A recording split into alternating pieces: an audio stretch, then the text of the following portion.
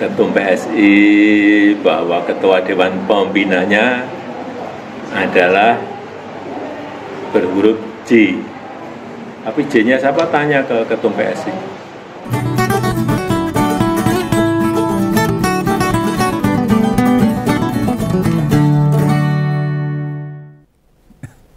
Sebenarnya Begawan wis ratusan episode tuh menyampaikan bahwa cara berpolitiknya keluarga Jokowi itu menampilkan politik yang jadul, lawasan gitu loh. Nggak canggih kalau orang zaman sekarang. Istilahnya yang dijalankan ya mau manut kerenteke ngati, tidak melihat jauh ke depan. Loh gimana negara kita biar makin maju dan baik, piye carane ndak. Ya, wis ndak akan pernah itu kita dapatkan manuver-manuver yang bikin kita terkagum-kagum. Kayak waktu awal Jokowi jadi presiden, atau sampai sebelum COVID lah. Dan Begawan masih ada dukungan ke sana, bahkan tak belani waktu itu. Nah sekarang ini isinya wagu-wagu, terus ramutu, receh dan gak ada harganya. Nek ada pertanyaan, kalau memang berpolitik itu kelas receh, ini loh, ini buktinya loh. Kenapa wartawan masih menaikkan berita Jokowi? Ya, ya demi kebutuhan bisnis saja ini. Intinya nama Jokowi masih dicari oleh banyak orang. Cuma dicarinya tidak sama dengan situasi sebelum tahun 2022. Waktu itu orang menunggu berita Jokowi untuk mendapatkan inspirasi semangat, suntikan energi sampai tentang optimisme. Bahkan omongannya aja kerja. Wah, biar ya meyakinkan tenan. Bareng saya ternyata bluk. Dan sekarang orang nunggu apa yang dibilang Jokowi ya buat bahan betapa soyo ngawur atau ndak mutunya dia. Orang menunggu berita Jokowi untuk apa ya? Suramutu lah yang dirasakan mayoritas rakyat sekarang. Lo mantan kepala negara itu seolah-olah jadi sosok asing, individu yang sama sekali berbeda dengan awal kemunculannya di kancah politik. Sejak tahun 2004 wali kota Solo, dan itu tak terke itu. Ke kecamatan tak terke. Lo bila dulu yang keluar dari mulutnya berkutat tentang nasib rakyat, keberpihakan negara, apa yang seharusnya dijalankan. Sekarang belas ratau ngomong. Ya yang diomongnya piye carane tetap berkuasa, tetap punya pengaruh. Yang disampaikan sama Pak Jokowi itu ya tentang diri dan anak-anaknya saja. Pasang badan proyek yang direalisasikan waktu jabat itu. Terakhir mencitrakan positif PSI. Lah kelakuan itu makin menjadi akibat bumbu-bumbu pembelanya. Nah, orang sekarang bahasanya itu para termul-termulnya. Akibat dari bumbu para termulnya itu ada perasaan, opini dan pendapat yang diutarakan itu dianggap benar.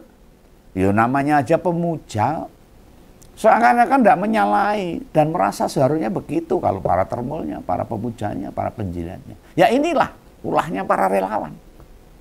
Fan yang buta mata, buta hati. Malah lucu nih ngungkuli grup lawak. Tapi kenapa banyak orang tidak sadar ke situ? Ya kalau orang bilang Begawan itu apa sudah tahu hal sebenarnya, sudah tahu. Dan saya berpikir secara nalar, wajar dengan hati nurani. Tidak ada apa-apa, punya tendensi apapun, tidak. Begawan hanya memberikan apa yang saya lihat, kebenaran yang saya lihat. Nah opini atau argumentasi demi menjaga nama Jokowi, walah, logikanya kena jelungup-jelungupe wong. Dinalar wong awam saja. Gitu. Opini yang selalu muncul itu sulit diterima. Pakai nalar dan logika sulit, apalagi kalau dikomparasikan, dibedah, memakai teori-teori politik, belas reneng landasannya sama sekali. Nah, dikonfrontasi sama konstitusi atau undang-undang, aturan, regulasi, bertata negara, tata kelola negara, makin tidak ketemu. Loh yang beginian tidak disadari sama mereka. tetap yakin nek bener. Meski aslinya yang geliar. Ya saya jadi heran. Nah sekarang Bengawan pengen memperlihatkan salah satunya gimana cara berpolitik Jokowi yang makin gak jelas.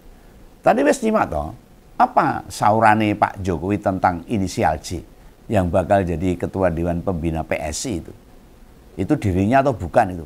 Kalau J itu kan Jokowi atau siapa atau apa John apa Bang Jaim Japiko atau siapa, nggak tahu itu. Sebelum tak terangke, orang mutunya wangsulan mantan kepala negara itu. Ngompolos tak kasih tahu dulu. Ya, pertanyaan ini jelas pertanyaan titipan, pasti ini. Kalau saya melihat loh, saya analisis loh. Nah, titipan ke jurnalis yang terbiasa nongkrong di Sumber. Bentako inisial J. Boleh ya, saya kan menganalisis saja. Jadi kalau Jokowi merespon apapun dan lokasinya masih di Solo, itu kebanyakan adalah pertanyaan dan pernyataan titipan. Titipane sapa? Ya titipane sing ditakoni. Tahu maksudnya? Misalnya saya pesen sama jurnalis, engko nek takok aku, takoke ngene ya bos. Nah, gitu loh. Lu antara Jokowi sama yang nanya itu wes kaya semacam grup bakul sama pembeli aja. Kalau bahasa mainan itu ada entul. Kalau bahasa orang Jawa Tengah itu kalau jual beli itu ada entulnya itu. Jokowi bakul omongannya ya bakul, sedang wartawan pembeli kabar atau memperoleh berita. Orang perlu kemana-mana kan, cukup dari Pak Jokowi aja karena bakule itu. Buat dia dapat bahan untuk ditulis. Nah ditambah di antara wartawan itu ada yang nyambi konten kreator, usaha sambilan golek cuan dari channel YouTube misalnya. Beberapa di antaranya ada yang nyekel 2 HP, ada yang megang tongkat HP, tongsis kalau namanya itu. Apa ya bener tongsis. Dengan 2 HP di perangkat itu, nah hasil rekamannya satu dikirim ke kantor di mana dia kerja, yang satunya buat tayangan channelnya. Tiap bulan gajian dari perusahaan media, satunya dari YouTube, kan mayan. Ini para pekerja konten kreator. Loh mosok tiba-tiba pertanyaan tentang inisial J ditanyakan lagi. Dan itu bos ping piro ae ditakok gitu. Dan direspon sama Jokowi. Kan wis do ngerti to wis berbulan-bulan. Berminggu-minggu inisial J itu kan kaya wong apa itu betrek-betrekan wae. Tahu betrek-betrekan itu. Sesuatu yang dibuat apa ya? Mainan gitu. J itu apa? Kalau bahasa Jawa itu betrek-betrekan. Nah ini bisa Om Bengawan pastikan. Omongan kayak gini kan cara politik yang tidak elegan. Politik jadul, politik anak-anak, politik wong ngangon kebo. Apa sih manfaatnya buat rakyat? Untuk ikut penasaran sosok ketua Dewan Pembina PSI yang berinisial J, kan orang mutu kan itu. Memang kalau J-nya Jokowi lalu tiba-tiba rakyat jadi pada kayak semua, jadi sugih kabeh, ujuk-ujuk. Kalau J-nya Jokowi rakyat tiba-tiba sejahtera kan yo ndak toh. Kenapa harus disembunyi-sembunyikan? Ini model politik apa ini? Dan Om Bengawan wis kasih tahu kan. Usai Kongres PSI di episode Ngompol pas Juli atau Agustus tuh. Bila sosok J itu bukan Jokowi kan sudah saya jelaskan itu. Ya, duduk bapaknya Kaisang itu yang dikarepke J itu. Ya. J itu adalah Jeffrey Giovanni kan sudah saya jelaskan dulu. Yang memang sejak awal melahirkan PSI. Ya mau kaya ngono kuwi manuver politik yang dijalankan. Ora enek sing wah gitu. Tidak hanya receh kayak gitu itu. Ya. Tetapi hal yang tidak menarik, tidak mendidik bagi rakyat dalam berorganisasi. Tidak memiliki standar berita yang bagus. Tidak memberi dampak apapun buat rakyat. Blas. Lah sebelum Jokowi cerita begitu, itu ada video yang beredar, pertemuan antara dia sama Sekjen PSI di sebuah tempat makan itu yang dikesankan sederhana. Alah. Lalu pas ketemu Pak Jokowi itu disodori 2 topi berwarna hitam dan putih. Sekjen PSI tahu nggak? Raja Juliantoni itu loh. Topi yang putih di depannya ada huruf J. Seolah-olah mau giring anggapan umum gen ngarai ke sana. Ini politik modelan apa meneh. Kayak selebaran soji cap jika wae. Nek ana gambare babi kuwi artine apa? Nek ana gambare ula kuwi hubungane apa? Iya toh, kan kayak soji cap jika atau soji dadu aja ini. Tidak saja anggapan publik yang disasar, namun juga manuver-manuver ini mengandung maksud agar fans, pendukung, relawan, pemuja, penjilat itu turut daftar ke PSI untuk menarik perhatian. Ya memang kemampuan berpolitik keluarganya Pak Jokowi itu masih berupa simbol-simbol aja, lambang-lambang saja, tanda yang kasat mata saja. Rakyat itu dikira wong sing gak mudeng apa-apa itu.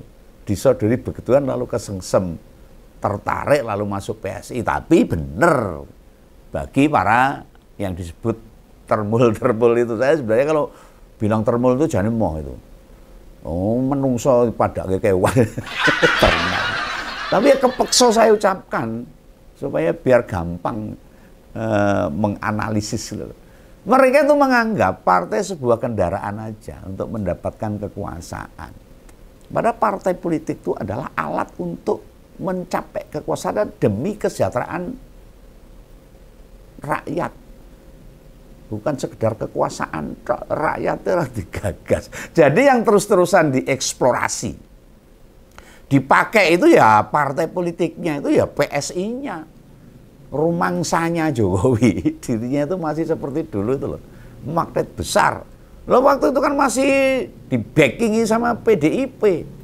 Yang kita tahu Partai Demokrasi Indonesia Perjuangan itu partai yang sangat konsisten, kuat, besar, dan punya pengaruh yang gede. Kadernya itu militan semua, orang itu dianggap penteng. Lah ini PSI loh.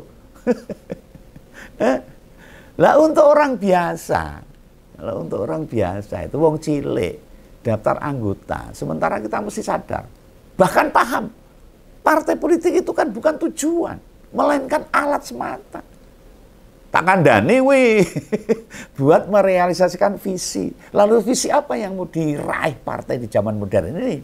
Ya mensejahterakan rakyat. Tahu toh? Artinya PS ini meski terhitung baru, anyaran itu loh. Diisi bukan banyak politisi lama, tetapi pola pikirnya malah lebih jadul, lebih konvensional dibandingkan partai-partai politik lain. Jadi partainya wong enom, partainya Gen Z, milenial, lo mikirnya jadul, berpolitiknya kuno. Lo bengawan sampai detik ini, belas ora tahu krungu Jokowi, Kaisang atau petinggi PSI lain bicara apa visi misi PSI demi kesejahteraan rakyat, renek loh. Jangan-jangan di ADART partainya lupa mencantumkan visi. Gue kayak ngono. Saya duplek-duplek mau gambar dok. Logo ini partai dok. Hampir bisa dibilang nggak ada tuh gebrakan yang bagus dari PSI. Nah, dulu kan sempat bilang tuh, mereka partai muda. Jebul ya partai lansia. Malah saya bilang bisa partai kolot dan tradisional kalau seperti ini. Nggak modern, bos. Loh kok aku bisa nyimpul kayak ngono? Sebab yang ngurus PSI mayoritas kan wong nggak paham dengan politik. Kalau saya melihat ke situ loh. Dari artis, penyanyi, itu, penyiar. Termasuk ya Pak Jokowi sama anak-anaknya itu. Dalam berbagai perjalanan politik mereka itu jelas tergambar. Kekuasaan adalah segala-galanya buat mereka itu. Nguplek-nguplek partai itu saya dipikir mau kekuasaan aja. PS itu hanya sekedar dipakai alat buat inci-inci demokrasi. Dan akhirnya ngobrak-abrik konstitusi. Yang ketika itu dijalankan oleh Jokowi ketika masih jadi presiden. Dan PDIP jadi korbannya. Dan bahkan sekarang banyak orang menyalahkan PDIP. Karena mendukung Jokowi sampai 2 periode. Bahkan dari wali kota, gubernur, dan presiden. yang susah payah dipatuhi sama elemen bangsa selama ini, ya itu tadi. Mbok mau sampai kapanpun, bahasa-bahasa atau narasi yang dibangun Gibran, Kaesang juga Jokowi, ujung-ujungnya perkara jabatan, kekuasaan, nafsu syahwatnya aja. Silakan dicermati, dicari. Coba ditemukan saja. Kapan mereka bicara soal kesejahteraan rakyat? Bahkan yang sekelas kereta bus saja yang katanya untuk kesejahteraan rakyat, kesejahteraan yang mana itu? Malah harus bayar utang 113 triliun, rakyatnya yang rekoso. Jangan bicara kepentingan rakyat. Dan jangankan ngomong masalah kepentingan rakyat. Lah wong Kaesang nembe wae lho terpilih kembali jadi ketua umum PSI. Tapi sekarang di mana? Pernah ngomong apa tentang PSI? Hilang toh? Nggak terlacak jejaknya. Iya sing repot akhirnya kan Pak Jokowi. Harus dadaki, tahu dadaki. Harus pasang badan agar anaknya tetap terhormat sebagai ketua umum PSI. Ini menurut analisa kawan. Menghilangnya Kaesang itu bukan disebabkan dia ngurus konsolidasi internal partai loh. Merancang strategi buat persiapan Pilpres 2029. Orang yang kono, dia hanya di rumah ngomong anak, dulan-dulan, ya paling gitu.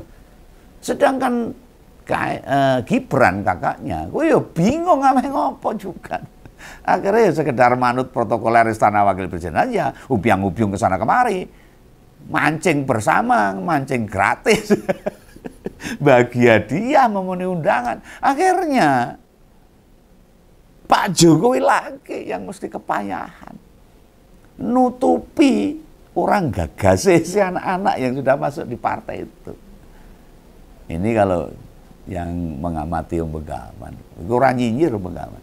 Mengganti logo mawar ke gajah, mengubah warna partai dulu dominan merah jadi hitam putih. Terus juga menyematkan partai Super TBK atau merekrut Mat Ali sama Bung Bestari Barus demi eksistensi PSI. Biar ada topik-topik, ada pemberitaan soal PSI. Meskipun yang diberitakan itu bukan perkara substansinya, dudu hal yang prinsip, apalagi memperjuangkan kesejahteraan rakyat. Ngerti apa mereka soal rakyat yang sejahtera? Mungkin ya nggak tahu. Karena dia mikirnya pada lingkaran dia yang sudah orang umum. Nggak tahu rakyatnya membelasah-belasah, orang mudeng. Bahkan nggak paham dan nggak peduli. Lalu kader PSI yang terpilih jadi wakil rakyat, ya langsung Pak. Diam 1000 bahasa. Bicara perkara yang berkaitan kepentingan rakyat. Baik Gibran, Kaesang, Pak Jokowi itu tidak punya kapasitas menjalankan politik demi menyuarakan kepentingan rakyat. Yang sering diungkapkan pasti soal-soal sepele. Tidak pernah ngomong visi partai. Lu jangankan si anak, sekarang Pak Jokowi pun tergagap-gagap, bingung. Gimana membesarkan PSI dengan segala cara manuver, menarik dan sebagainya. Sehingga ya kayak tadi yang dibilang ke media tadi, hanya tentang siapa J yang akan jadi ketua Dewan Pembina aja. Itu jadi manuver, jadi berita politik yang jane ora nek manfaate. Berita apa itu dalam hal demokrasi berpolitik, berdemokrasi? Enek. Lu silakan dicek tuh. Apa ada partai lain ngomong tentang petinggi partai? Ya enggak ada. Apa pernah kita dengar partai ganti logo sama warna partai? Apa topik perkara masuknya kader lain? Jadi sesuatu yang penting. Enek. Ya enggak akan pernah muncul dari selain PSI itu. Masih banyak itu urusan rakyat yang harus diperjuangkan. Dibanding bicara internal partai itu. Ngapain? Nah Jokowi, Gibran, Kaesang sama petinggi PSI tidak akan pernah ngomongin kepentingan rakyat, kesejahteraan rakyat, membela rakyat. Pernah mereka ngebahas keracunan MBG yang sudah puluhan ribu, tentang efisiensi anggaran pemerintah yang dicanangkan Pak Prabowo, soal potongan anggaran pusat ke daerah, rendahnya daya beli masyarakat, atau maraknya PHK, tutupnya perusahaan-perusahaan besar seperti Seritek, Gudang Garam dan sebagainya. Mereka tidak pernah bicara isu-isu itu. Bukan karena mereka tidak tahu, tidak dengar, tidak paham. Ya mungkin tidak paham. Dengar tapi tidak paham. Orang ngerti harus bersikap gimana ketika ada masalah-masalah yang krusial di negara kita ini. Partai politik loh ini. Dilala. Kapasitas mayoritas rakyat kita, pengetahuan tentang politik ya cupet-cupet. Sebuah kosite nurut. Kayak kaos saya karo nangis-nangis. Klop lah sama strategi yang mereka mainkan. Kemudian buat PSI meraih banyak dukungan, kita berkaca di pemilu dan pilpres tahun lalu. Cukup sediakan amplop sembako, minyak atau beras langsung dong. Cilik. Domoro, kayak korban dihipnotis saja. Nurut sama apa yang dimaui. Lah situasi politik kita jauh lebih memprihatinkan sekarang dibandingkan tahun 2014 dan 2019. Akibatnya gimana? Ya seperti saiki. Pemerintah yang didukung mereka terbukti tidak peduli dengan derita rakyat. Pabrik banyak tutup, pengangguran makin banyak, PHK di mana-mana, alokasi beasiswa dikurangi besar-besaran, apa-apa dikenakan pajak, orang-orang dekat istana pada diajak merapat ke kekuasaan, dan masih banyak lagi yang akhirnya rakyat yang menjadi korbannya dan menderita. Meski Begawan pesimis, nggak yakin rakyat tambah sadar dengan keadaan ini. Banyak masyarakat yang masih tertutup matanya, hatinya dengan situasi seperti ini. Ini harus tak sampaikan ini. Semoga banyak masyarakat tidak masuk perangkap yang disetting atau dikendalikan sama Pak Jokowi ini dan keluarganya. Hanya dengan bagi kaos, sembako dan sebagainya. Dan jika kita pengen tambah sengsara, pengen orang duwe kerjaan, belasa-belasa, ya, membela sesuatu yang bayar, ya monggo. Apa masih mau menganggap keluarga mereka beneran bersuara buat memperjuangkan rakyat? Kita buktikan aja. Semoga semakin banyak masyarakat yang sadar akan situasi dan kondisi saat ini. Begawan ini mau bilang jujur apa adanya, pakai nalar, pakai logika. Semoga masyarakat juga begitu untuk menilai sesuatu. Jangan salah paham. Salam Begawan. Dadah.